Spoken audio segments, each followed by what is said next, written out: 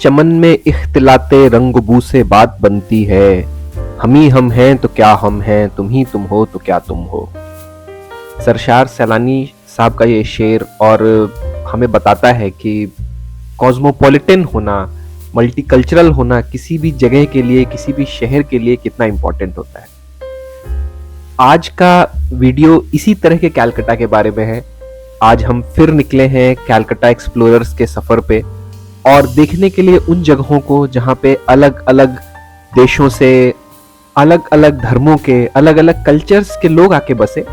और ये कलकत्ता 17वीं, 18वीं, 19वीं शताब्दी का है, जब कलकत्ता विश्व के प्रोमिनेंट शहरों में हुआ करता था। बहुत important trading centre, important administrative centre और बहुत ही इंपॉर्टेंट शहर हुआ करता था। सुबह के तकरीबन 6:30 बजे हैं और हम पहुंच गए हैं बड़ा बाजार में।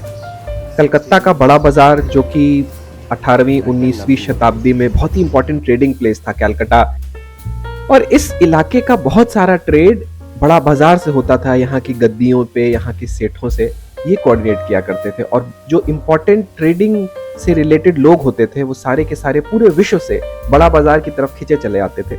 तो हमारा पहला पड़ाव आर्मेनियन चर्च है जो बड़ा बाजार में ही स्थित है। आज भी हमारे साथ समीक रॉय साहब ही हमारे गाइड हैं। इनकी नॉलेज और इनकी जानकारी जितना आप समझ पाए, जितना सुन पाए, उतना बढ़िया लगता है। तो ये आज हमें लेके जा रहे हैं आर्मेनियन चर्च में। यहाँ आने से पहले मैंने आर्मेनिया का नाम तो सुना था, लेकिन एग्जैक्टली मैप पे वो कहाँ लोकेटेड है मैं इसके बारे में श्योर नहीं था। अगर आप नहीं हो तो मैं अनुरोध करूंगा आप भी जरूर जाके देखें। और आर्मेनिया की यही खासियत है। प्रश्न आता है मन में कि आर्मेनियंस कैलकाटा या भारत क्यों आए, लेकिन आर्मेनियंस की बड़ी ही स्पेशलिटी हुआ करती थी कि पहले वो ऑर्थोडॉक्स क्रिश्चियंस थे, उनका यूरोप से इस तरह का नाता था। साथ वो एशिया और यूरोप के बॉर्डर पे स्थित हैं ऑलमोस्ट, और पर्शियन और ओटोमन एम्पायर के वो बगल में स्थित थे। तो वो पर्शियन समझते थे, वहां की भाषा, वहां का ट्रेड समझा करते थे। तो उनकी बड़ी यूनिक पोजीशन हो गई थी। कहा जाता है कि अकबर की एक रानी जो क्रिश्चियन थी वो भी आर्मेनियन डिसेंट की थी। यहाँ पे आके हमें पता चला कि चर्च के साथ कब्रिस्तान का होना ऑलमोस्ट सिनोनिमस रहा है पुराने समय में, और बहुत सारे ऑर्थोडॉक्स चर्चेस इस बात को मानते हैं। यहाँ पे भी बहुत सारे लोगों की कब्रें हैं और आपको इनफैक्ट चलने की जगह नहीं मिलती है। आपको लगता है कि आप कब्रों के ऊपर पैर रख रहे हैं, बट आर्मेनियंस और यहाँ के चर्च के लोग ये मानते हैं कि अगर आप उन पे चलें तो उनको और जन्नत नसीब होगी, उनके सारे पाप खत्म हो जाएंगे और ईश्वर उनको जन्नत नसीब करेगा। ये आर्मेनियन चर्च 1707 में बनाया गया था और ये अभी तक एक प्रैक्टिसिंग चर्च है जहाँ पे संडे मास होता है। कोविड के बाद पूरी तरह से अभी भी इसको टूरिस्ट के लिए नहीं खोला गया है, लेकिन ये पूरी तरह से एक फंक्शनिंग ऑर्थोडॉक्स चर्च है। कैलकाटा की सबसे पुरानी क्रिश्चियन ग्रेव यहाँ पे बताई जाती है। कहा जाता है कि आर्मेनियंस चूंकि ईसाई हुआ करते थे, लेकिन इस्लामिक रीजन जहां फ्लरिश किया उनके बगल में रहते थे, तो उनके लिए भारत में अमलगमेशन बहुत आसान था। मुगल एम्पायर और भी जितने भी किंग्स थे यहाँ पे वो उनको बहुत एक्सेप्टेबल पाते थे। साथ ही साथ जैसे ही ब्रिटिश यहाँ पे आए तो being orthodox Christians, Armenians were easily able to form trade alliances. शुरू में तो कहा जाता है कि लोकल इंटरप्रेटर्स का भी वो काम करते थे, लोकल राजाओं के साथ, लोकल नवाबों के साथ ब्रिटिशर्स के बिहाफ पे ट्रेड सेटल करना, वो भी उसमें हेल्प किया करते थे। यूरोप और एशिया के बॉर्डर पे होने के कारण आर्मेनियंस को कई बार तरह तरह की त्रासदियों का सामना करना पड़ा, जिसमें बहुत सारे आर्मेनियंस मारे गए। और यहाँ पे उनको भी श्रद्धांजलि देने के लिए एक प्लाक बनाया गया है। बड़ा बाजार की ही गलियों से चलते हुए अब हम और जगहें जो देखेंगे वहां की तरफ जा रहे हैं। और सुबह हुई है, अभी सुबह के 7:15 7:30 बज रहे हैं, लेकिन जीवन अपने आप एक्टिव हो रहा है। संडे की सुबह है। हमारा अगला डेस्टिनेशन है होली रोजरी कैथेड्रल। ये चर्च पोर्चुगीज ने बनाया था 1799 में, और पोर्चुगीज के बारे में बात करें तो वो सबसे पहले यूरोपियंस थे जो भारत में आए। वास्को डी गामा पोर्चुगीज थे और वो पहले यूरोपियन थे जो सी रूट के थ्रू भारत आ पाए थे। पोर्चुगीज ब्रिटिशर्स से पहले भारत आए और एक समय में ऐसा लगता था कि पूरे भारत में जो डोमिनेंस रहेगा वो पोर्चुगीज का रहेगा। Cathedral of the most Holi rosary Portuguese church street पे स्थित है और बड़ा इंटरेस्टिंगली इसे मुर्गी घाटा चर्च भी बोलते हैं। फाउल रियरिंग या मुर्गी पालन ये पोर्चुगीज किया करते थे और ये भारत में बिल्कुल भी कॉमन नहीं था। इसी कारण से इस चर्च को मुर्गी घाटा चर्च भी कहा जाता है। आज संडे मास होने के कारण हम इस चर्च के अंदर नहीं जा पा रहे हैं, तो अब हम चल पड़े हैं सिनेगॉग्स की तरफ। और सच कहूं तो मुझे कुछ दिनों पहले तक पता भी नहीं था कि कलकत्ता में ज्यूज रहे हैं और यहाँ पे सिनेगॉग्स हैं। कलकत्ता में रहने वालों ने एजरा स्ट्रीट का नाम, एजरा मेंशन का नाम जरूर सुना होगा। ये सारे और बहुत सी और सारी बिल्डिंग्स जैसे कि एस्प्लेनेड मेंशन ये बनाई गई थी एजरा फैमिली के द्वारा, जो कि एक प्रोमिनेंट जूइश फैमिली थी। नेवे शलोम सिनेगॉग, जिसका लिटरल मीनिंग होता है हाउस ऑफ पीस, पहला सिनेगॉग था जो कलकत्ता में ज्यूज ने अपनी प्रार्थनाओं के लिए खोला। इसको 1831 में बनाया गया। अगर देखा जाए तो इसे काफी सिंप्लिसिटी से बनाया गया है। इसमें एक प्रेयर हॉल है जहां पे ज्यूज बैठ के प्रेयर कर सकते हैं।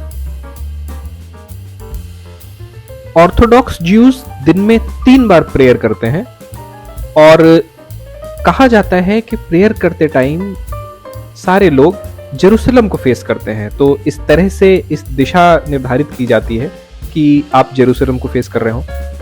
जो व्यक्ति प्रेयर लीड कर रहा होता है वो बीमा पे खड़ा होता है आर्क को फेस करते हुए, जहां पे टोरा रखी होती है। यहाँ पे जनरली प्रेयर के समय महिलाएं ऊपर बैठा करती थीं।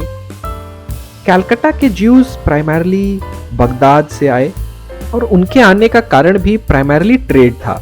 कलकत्ता चूंकि एक प्रोमिनेंट ट्रेडिंग डेस्टिनेशन हुआ करता था, तो अरब ट्रेडर्स के साथ साथ ज्यूज भी जो उस रीजन में ट्रेड करते थे, उन्होंने कलकत्ता आना शुरू किया। नेवे शलोम सिनेगॉग से ही लगा हुआ है मैगन डेविड सिनेगॉग, जिसका मतलब होता है शील्ड ऑफ डेविड, और ये बनवाया गया था एलियस डेविड एजरा के द्वारा। इन्होंने इसको नाम दिया अपने फादर डेविड जोसेफ एजरा के ऊपर। And this was a very prominent Jewish family in Calcutta. इनके बहुत सारे बिजनेसेस थे, they made fortunes. In fact Esplanade mansion, Ezra mansion, Chowringhee mansion, ये सब इनके द्वारा बनाए गए हैं और एजरा स्ट्रीट का नाम भी इन्हीं के ऊपर पड़ा है। In fact this was one of the most beautiful buildings I have seen, और मुझे ऐसा पता भी नहीं था कि इतना सुंदर सिनेगॉग कलकत्ता में है। ये एक ASI प्रोटेक्टेड मॉन्यूमेंट है और बिल्डिंग के अंदर कलर्ड ग्लास मोज़ैक का इतना सुंदर प्रयोग किया गया है कि लाइट बाहर से कलर्ड लाइट आती है और पूरी ही बिल्डिंग बहुत सुंदर लगती है। यहाँ भी ऊपर के फ्लोर पर महिलाओं के बैठने की व्यवस्था थी और हर प्रकार का काम यहाँ पे ज्यादा बारीकी से किया हुआ है। जूइश रिलीजन के जो डिफरेंट सिंबल्स होते हैं उनको आप अलग अलग इंस्क्रिप्शंस में यहाँ पे देख सकते हैं। इनफैक्ट आर्क, जहाँ पे टोरा रखा होता है और जहाँ पे जिसकी तरफ देख के पूजा अर्चना की जाती है, वहाँ पे 10 कमांडमेंट्स दीवार में इंस्क्राइब किए गए हैं। और इस सिनेगॉग में डिफरेंट जूइश एलिटीज जो थी जिन्होंने इंपॉर्टेंट रोल प्ले किया, उनके बारे में भी इंस्क्रिप्शन है। कहा जाता है कि ज्यूज लोकल पॉपुलेशन के साथ बहुत बढ़िया से मिंगल हो जाते थे। यहाँ पे भी ब्रिटिशर्स के साथ वो बिल्कुल कंधे से कंधा मिलाकर काम किया करते थे। तो यहाँ पे हमने प्लाक देखा एक जूइश पायलट के नाम का, जो कि बहुत ही यंग एज में सेकेंड वर्ल्ड वॉर में मारे गए।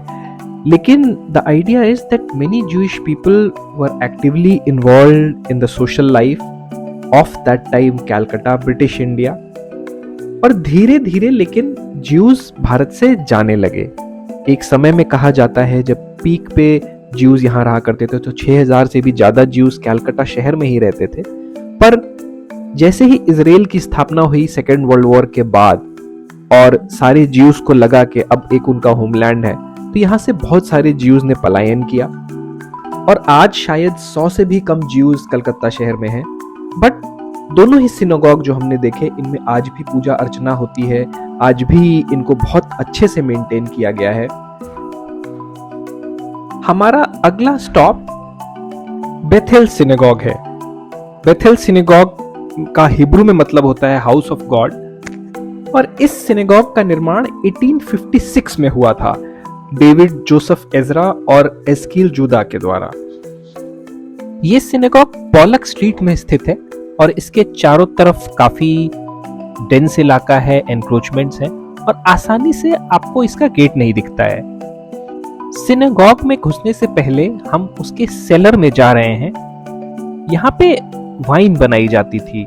सिनेगॉग्स में सारे लोग मिलके पूजा अर्चना तो करते थे, लेकिन उसके बाद ये सोशलाइजेशन के लिए भी यूज हुआ करता था।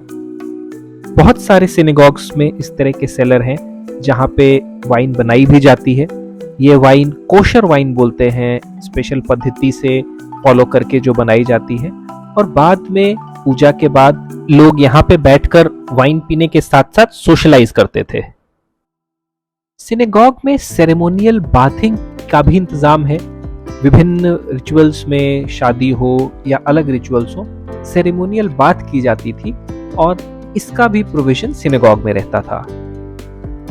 Bethel synagogue again is a very beautiful synagogue. Although ये 1856 में बना था, लेकिन इसको 1886 में और 1890s के आसपास फिर से रेनोवेट किया गया।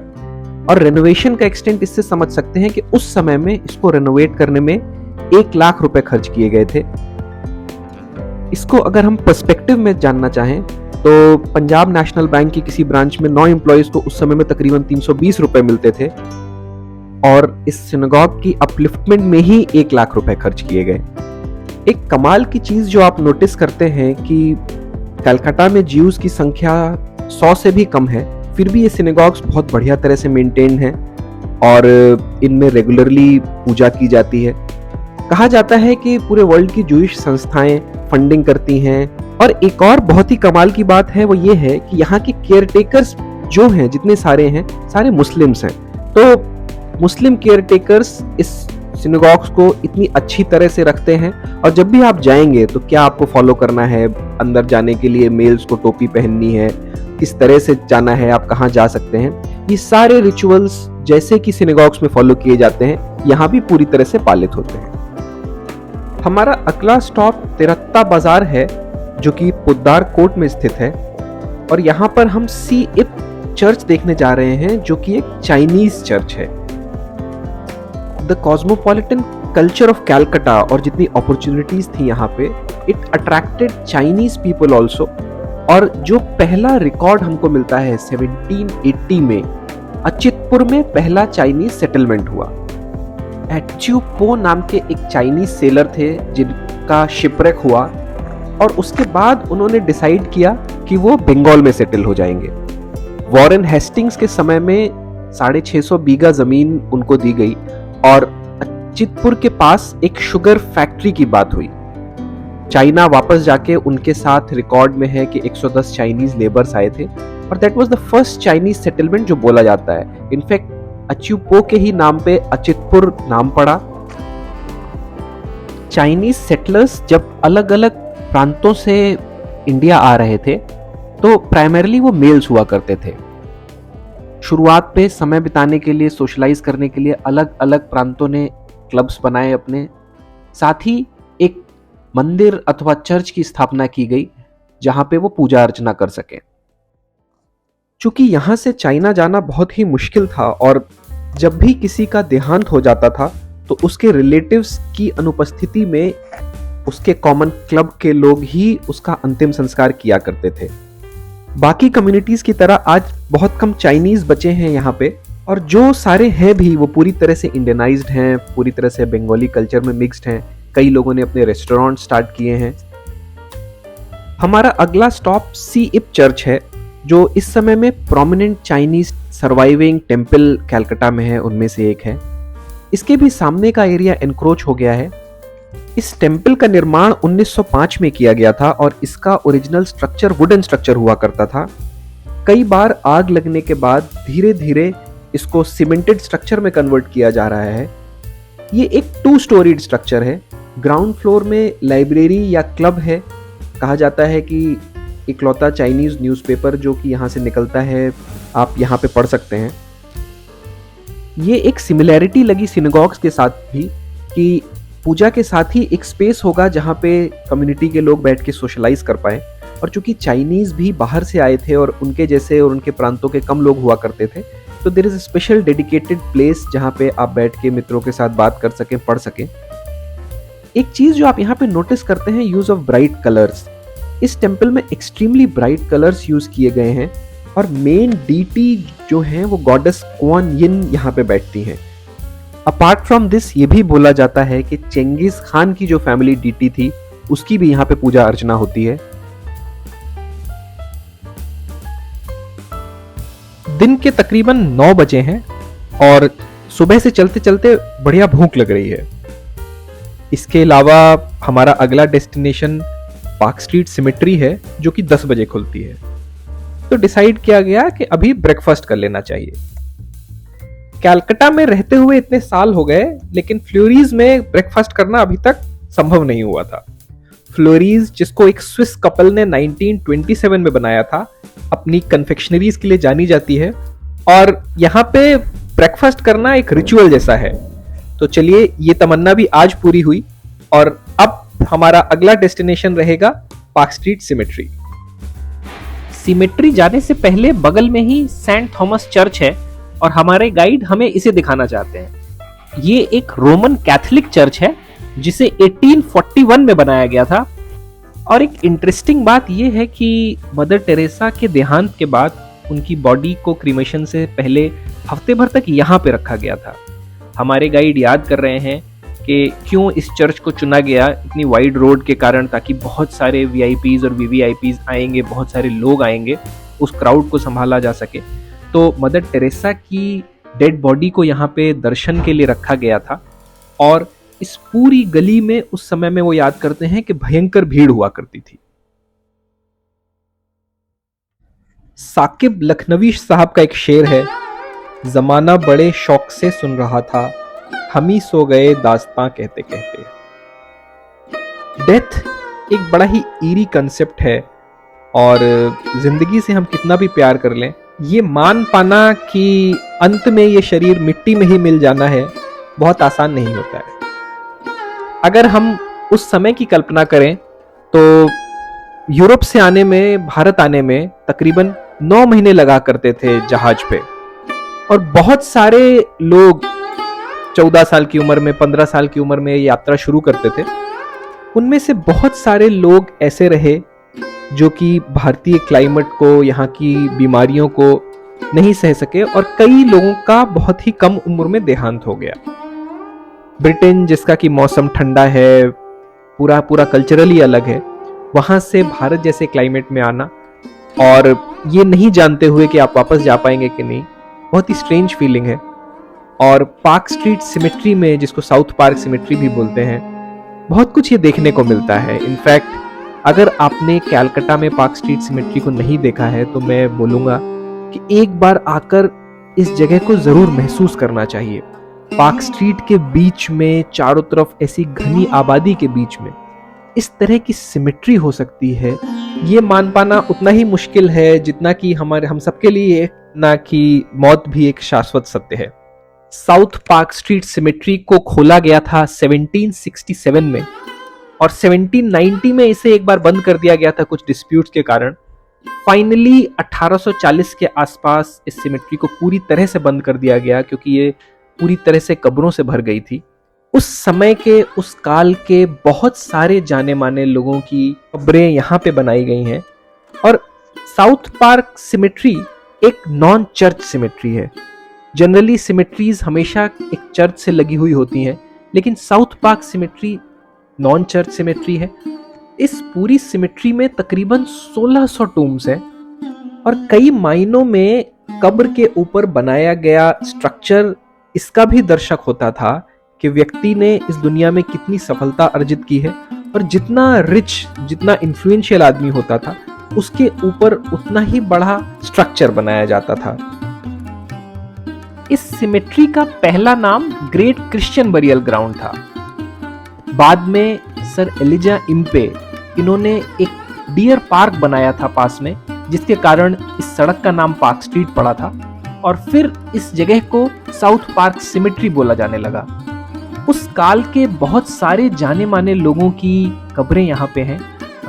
वॉल्टर लैंडर डिकन्स, जो कि चार्ल्स डिकेंस के बेटे थे, major general Charles Stuart, lieutenant colonel Colin Mackenzie, George Bogle, Edward Cook, बहुत सारे लोगों की कब्रें यहाँ पे स्थित हैं। One of the most prominent tomb जो यहाँ पे है वो सर विलियम जोन्स का है। सर विलियम जोन्स जो कि एशियाटिक सोसाइटी के फाउंडर थे, और मैं आशा करता हूँ हमारा कोलकाता एक्सप्लोरर्स का जो पहला वीडियो था वो आपने देखा है, जहाँ पे हमने एशियाटिक सोसाइटी के बारे में बात की थी। उनका टूम यहाँ पे है और एशियाटिक सोसाइटी आज भी इस टूम की देखरेख करती है। बहुत सारे लोग यहाँ पे आते हैं उनको श्रद्धांजलि अर्पित करने। हमारे देश की धरोहर बहुत ही कीमती भी है और दुर्लभ भी है, और बहुत दुख होता है यहाँ पे आके देख के कि लोग इन टूम्स तक को ग्राफिटी से नहीं छोड़ते हैं। अपना नाम लिखना, दीवालों पे स्क्रबल करना, मुझे नहीं समझ में आता कि इससे क्या खुशी मिलती है, किसी को भी क्या आनंद मिलता है। आशा करता हूं कि समय के साथ साथ हमारे लोगों में ज्यादा जागरूकता आएगी। एक टूम यहाँ पे हेनरी विवियन डेरोजियो का है। इनकी मृत्यु 22 वर्ष की उम्र में ही हो गई थी, लेकिन इतनी कम उम्र में इन्होंने यंग बंगाल मूवमेंट की स्थापना की थी। इनफैक्ट 17 साल की उम्र से ये इंग्लिश लिटरेचर पढ़ाया करते थे। बंगाल रेनेसां जो स्टार्ट हुआ, कहा जाता है कि उसमें हेनरी विवियन डेरोजियो का बहुत बड़ा योगदान था। एक और इंटरेस्टिंग टूम यहाँ पे मेजर जनरल चार्ल्स स्टुअर्ट का है। इनको हिंदू स्टुअर्ट का भी निकनेम दिया गया था, और इनका जो टूम है वो एक मंदिर के आकार का है।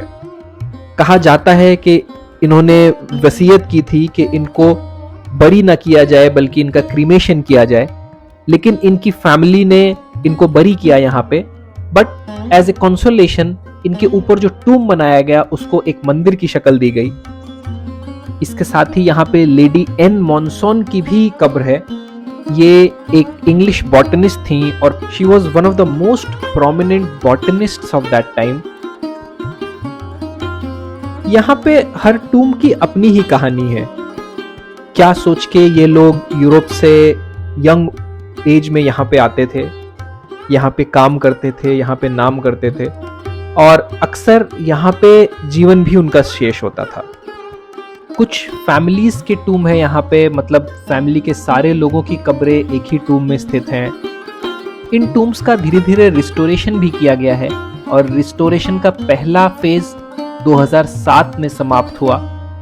आज भी एएसआई इसकी पूरे जतन से देखरेख करती है, बट समय से लड़ना आसान नहीं है और कई कब्रें खराब अवस्था में हैं। यहाँ पे कई लोगों की कब्रें हैं। कुछ लोगों के कब्रों के ऊपर जहाँ पे प्रोफेशन लिखा हुआ है, जेल कीपर है, स्कूल टीचर है, आर्किटेक्ट है, ट्रांसलेटर है, पेंटर है, नेवी में काम करने वाले लोग हैं, बच्चे हैं, माताएं हैं। इनफैक्ट एक कब्र के ऊपर सिर्फ अ वर्चुअस मदर लिखा हुआ है। उस समय की जो मैं बात कर रहा हूँ, उस टाइम एक यूरोपियन की एवरेज एज ट्रॉपिकल क्लाइमेट में 30 साल हुआ करती थी मेल्स के लिए, और 25 साल हुआ करती थी महिलाओं के लिए। बहुत सारे किस्सों, बहुत सारी कहानियों से भरी हुई है ये साउथ पार्क सिमेट्री। और ऐसा भी नहीं है कि सिमेट्री हो तो कुछ डरावनी कहानियां ना हो। तो कहा जाता है यहाँ पे एक ब्लीडिंग टोम्ब है, बारिश में ये खून के आंसू रोता है। बट बहुत सारी कहानियां, बट एक बार जरूर देखने आना चाहिए इस साउथ पार्क सिमेट्री को। आज की ट्रिप का लास्ट पड़ाव है गैस क्रेमेटोरियम।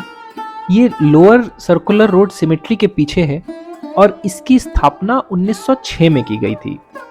धीरे धीरे जब भारत में यूरोपियंस की संख्या बढ़ने लगी और सिमेट्रीज में जगह का भी अभाव होने लगा, तो लोगों ने प्रथा स्टार्ट की, प्राइमरली क्रिश्चियंस ने, कि वो यहाँ पे इस गैस क्रेमेटोरियम में शवों को क्रीमेट करते थे और फिर उनकी एशेस को एक अर्न में रखकर वो वापस अपने देश ले जाते थे, जहाँ पे उनकी एशेस को दफन किया जाता था।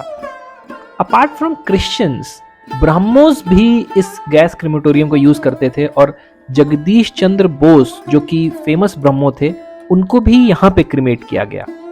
ये गैस क्रेमेटोरियम 1980 तक यूज किया गया, जिसके बाद इरेटिक गैस सप्लाई के कारण ये बंद हो गया। तो आज का कैलकाटा एक्सप्लोरर्स का सफर यहीं पे खत्म होता है, बट हमारी पूरी आशा है कि ये सफर जारी रहेगा और कैलकाटा को हम इसी तरह से एक्सप्लोर करते रहेंगे।